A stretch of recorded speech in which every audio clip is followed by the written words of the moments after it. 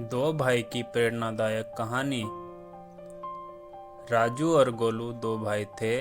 परिवार में राजू और गोलू के अलावा उनके माता पिता भी थे। राजू और गोलू के पिता एक शिक्षक थे। उनके पिता उनकी परवरिश अच्छे तरीके से कर रहे थे, परंतु राजू का दिमाग हमेशा उल्टे कामों में ही चलता था, जिस कारण गांव के लोग उसके माता पिता को ताना मारते थे। राजू की संगति भी गलत थी, परंतु इसके विपरीत गोलू अच्छे स्वभाव का था। वह बुरी संगति से दूर रहता था। वह हमेशा अपने माता पिता का आदर सम्मान करता था, परंतु राजू अपने माता पिता की एक नहीं सुनता था। उनके पिता राजू को गलत संगति से दूर रहने की शिक्षा देते थे, परंतु वह नहीं मानता था। राजू पढ़ाई भी नहीं करता था।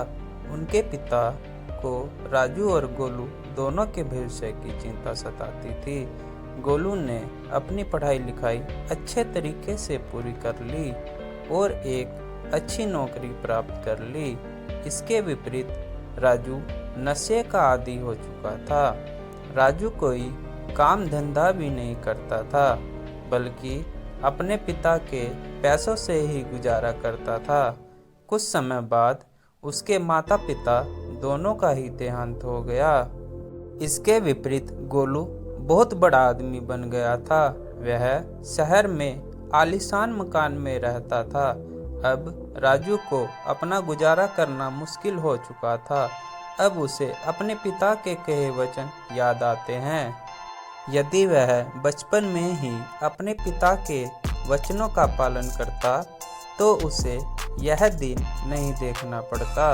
वह भी अपने भाई गोलू की तरह अच्छा जीवन यापन करता, परंतु एक कहावत है, अब पछताए क्या होत है, जब चिड़िया चुग गई खेत। अतः अवसर बीत जाने पर पछताना व्यर्थ है।